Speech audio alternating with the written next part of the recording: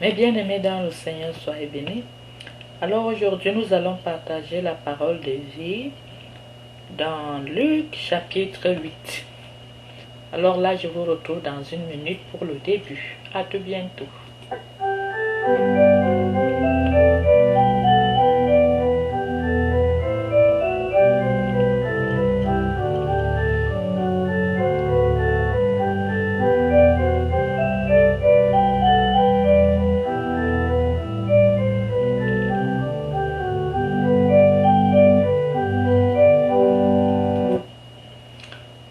Merci. Luc chapitre 8. L'entourage féminin de Jésus. Et il arriva ensuite qu'il cheminait à travers villes et villages, prêchant et annonçant la bonne nouvelle du royaume de Dieu. Les 12 étaient avec lui, ainsi que quelques femmes qui avaient été guéries d'esprits mauvais et de maladies. Marie, appelée la Magdalène, de laquelle étaient sortis 7 démons. Jeanne, femme de Chouza, intendant d'Hérode. Suzanne et plusieurs autres qui les assistaient de leurs biens. Comme une foule nombreuse se rassemblait et que de toutes les villes on s'acheminait vers lui, il dit par parabole. Le semeur est sorti pour semer sa semence, et comme il semait, une partie du grain est tombée au bord du chemin. Elle a été foulée aux pieds et les oiseaux du ciel ont tout mangé. Une autre est tombée sur le roc et, après avoir poussé, elle s'est desséchée faute d'humidité. Une autre est tombée au milieu des épines et, poussant avec elle, les épines l'ont étouffée. Une autre est tombée dans la bonne terre, a poussé et produit du fruit au centuple.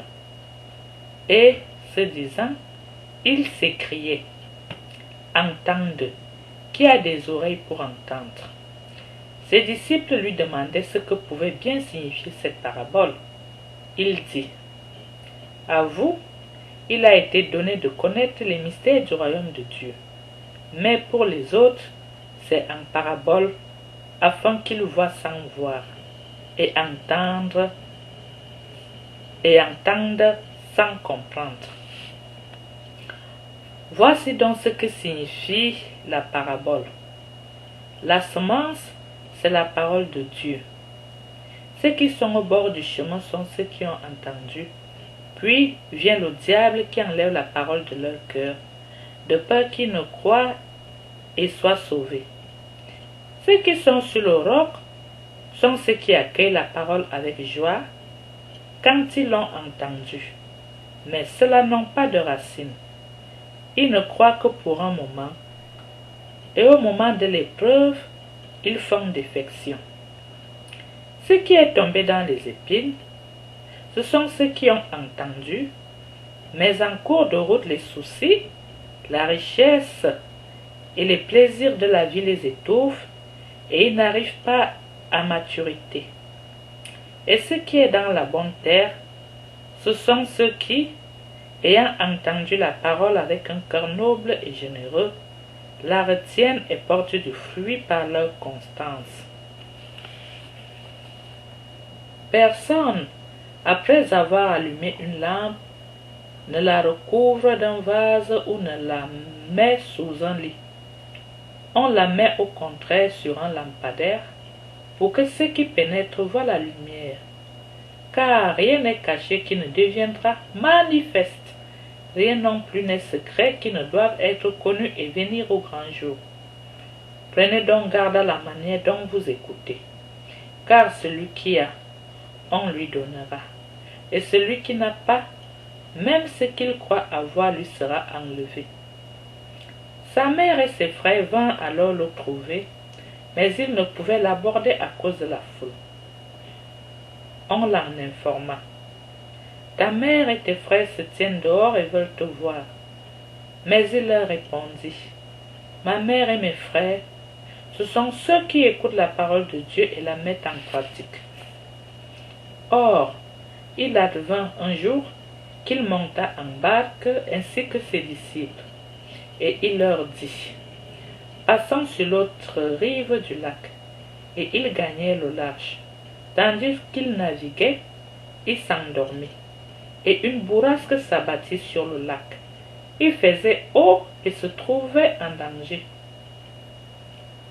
S'étant donc approché, ils le réveillèrent en disant: Maître, Maître, nous périssons. Et lui, s'étant réveillé, menaçait le vent et le tumulte des flots. Ils s'apaisèrent et le calme se fit. Puis il leur dit: Où est votre foi? Ils furent saisis de crainte et d'étonnement, et ils se disaient les uns aux autres: Qui est-il donc celui-là qu'il commande même au vent et aux flots, et ils lui obéissent? Ils abordèrent au pays des Gérasénéens, lequel fait face à la Galilée. Comme ils mettaient à pied à terre, vint à sa rencontre un homme de la ville, possédé des démons. Depuis un temps considérable, il n'avait pas mis de vêtements, et il ne demeurait pas dans une maison, mais dans les tombes. Voyant Jésus, il poussa des cris, se jeta à ses pieds et, d'une voix forte, il dit: Que me veux-tu, Jésus, Fils du Dieu très-haut? Je t'en prie, ne me tourmente pas. Il prescrivait en effet à l'esprit impur de sortir de cet homme, car à maintes reprises l'esprit s'était emparé de lui. On le liait alors pour le garder avec des chaînes et des entraves, mais il brisait ses liens et le démon l'entraînait vers le désert. Jésus l'interrogea: Quel est ton nom? Il dit: Légion, car beaucoup de démons étaient entrés en lui. Et il le suppliait de ne pas leur commander de s'en aller dans l'abîme. Or, il y avait là un troupeau considérable de porcs en train de paître dans la montagne. Les démons supplièrent Jésus de leur permettre d'entrer dans les porcs. Et il le leur permit. Sortant alors de l'homme, les démons entrèrent dans les porcs et le troupeau de porcs se précipita du haut de l'escarpement dans le lac et se noya. Voyant ce qui s'était passé, les gardiens prirent la fuite et rapportèrent la nouvelle à la ville et dans les fermes. Les gens sortirent donc pour voir ce qui s'était passé. Ils arrivèrent auprès de Jésus et trouvèrent l'homme dont étaient sortis les démons, assis, vêtu et dans son bon sens aux pieds de Jésus. Et ils furent pris de peur. Les témoins leur rapportèrent comment avait été sauvé celui qui était démoniaque. Et toute la population de la région des Géraséniens pria Jésus de s'éloigner d'eux, car ils étaient en proie à une grande peur. Et lui, étant monté en barque, s'en retourna. Mes bien-aimés dans le Seigneur, je vais vous laisser souffler pendant 1 minute avant de continuer.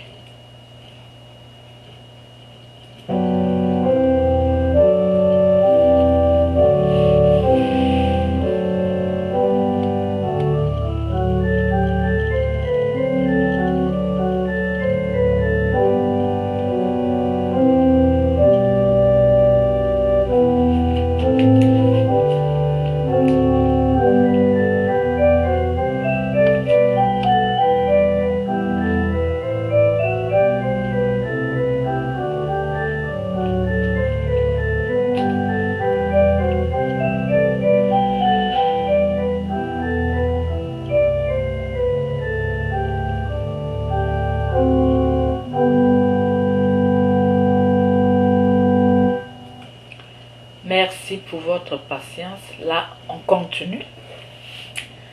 L'homme dont les démons étaient sortis le priait de le garder avec lui, mais il le renvoya en disant: Retourne chez toi et raconte tout ce que Dieu a fait pour toi.